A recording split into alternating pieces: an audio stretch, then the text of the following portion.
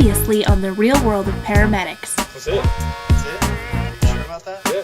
The rest of the crew discovers old tapes from TJ's intern time, and they never let him hear the end of it. Scott tries reporting for duty in street clothes and gets reamed by Alex. And drama over cardioversion and defib leaves Alex speechless. The Real World, the true story of 5 random paramedics who were picked to live together and have their lives taped.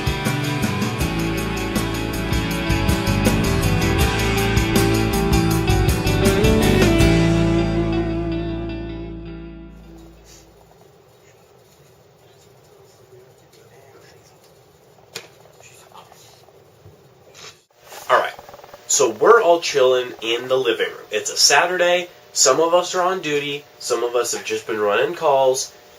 Yeah, I understand house rules were supposed to train every day, but we did not need Leslie cruising down at the exact time going, "Everybody get up, get up, get up! We gotta train!" Guess what? I've been running calls all night, and now I'm trying to study stuff on my Macintosh computer, paramedic-related materials and stuff. And I don't know. It was just bad timing. It was just bad timing. That's all. This is not learning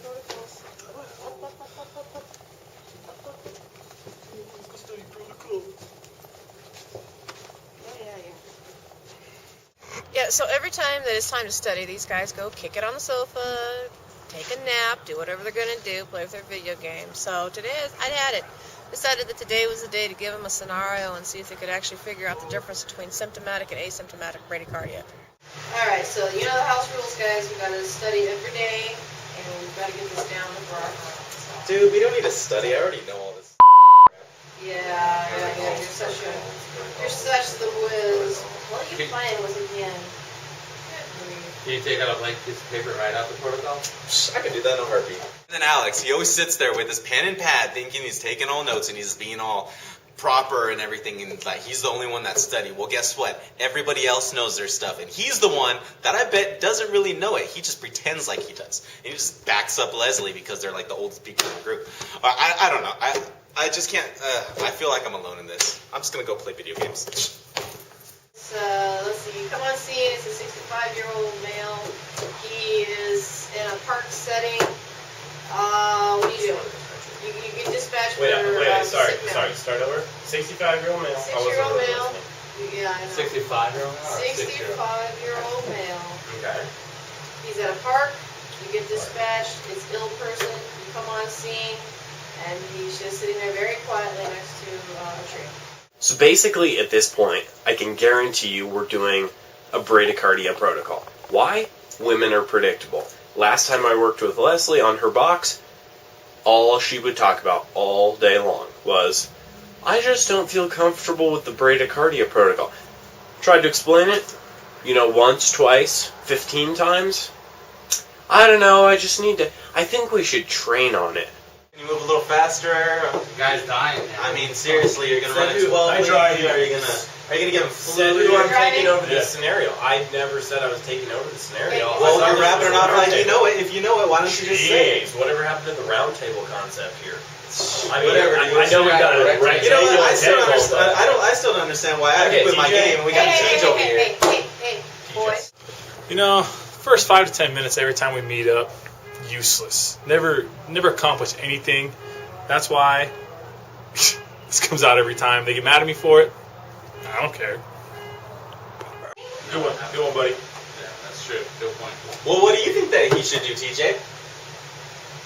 Sitting over there all quiet, not saying a damn word. Talking about you still. Never mind. I can Alright, see it moving there. on. We got skins. let's We go, got move on. skins going on. Well, I think that Leslie set up a really good scenario. I think it worked well, played out well, and we were able to work with it, and that's what we mainly need. TJ in that stupid ass computer game that he's got, he did such a terrible job describing symptomatic that I decided to tell him it was his turn to put on a little class for us all, just to see how much he really does know.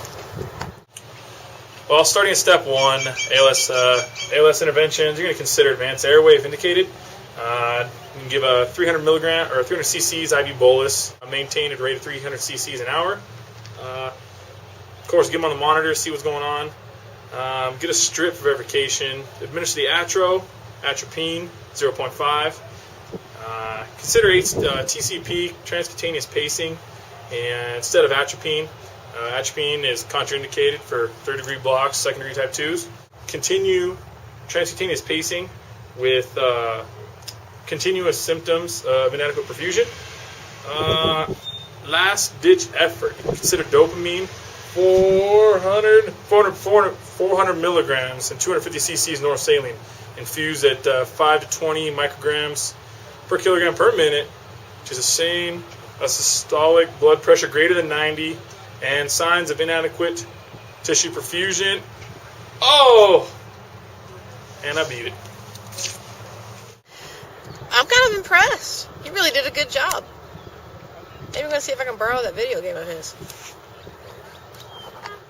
I don't even know where to start. I gotta come up with some material this weekend. Okay. Oh my god, Jonathan. Okay, I can't stand this dude. Seriously, I think the only reason he even got here is because he just kissed some serious ass. Seriously. He's got this fucking hair thing going on. I think he's just trying to kiss up to the teacher, trying to do it like Scott Jones or something, but I just can't stand it. He gets on my nerves. Ugh!